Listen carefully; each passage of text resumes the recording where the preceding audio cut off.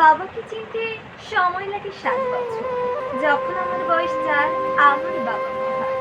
যখন আমার বয়স ৬, আমার বাবা সব জানে, বোঝে এবং সবথেকে সাহসী। বয়স যখন ১০ বছর, আমার বাবা ভালো কিন্তু একটু রাগী। বয়স যখন ১২ বছর, আমি যখন ছোট ছিলাম, আমার বাবা আমার সঙ্গে ভালো ব্যবহার করতেন।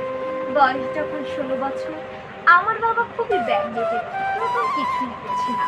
বয়স যখন ১৮ বছর, আমার বাবা দিন দিন কেমন যেন খিটখিট হয়ে যাচ্ছে। বয়স যখন ২০ বছর, বাবার সঙ্গে থাকাটাই অসহ্য হয়ে উঠছে। জানি না মা কেমন করে থাকে। বয়স যখন ২৫ বছর, আমার বাবা সব কিছুতে বারণ করে, কে জানে কবে বুঝবে।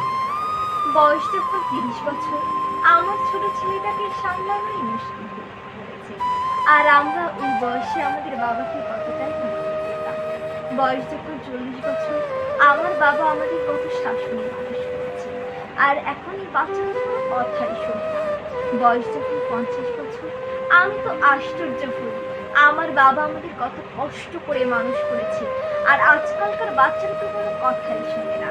বয়স যখন ৭ বছর, আমার বাবা মহান ছিলেন। জীবনে বেঁচে থাকা অবধি আমাদের খেয়াল রেখেছে। সত্যি তো এটাই যে বাবাকে চিনতে সময় লাগে ৭ বছর।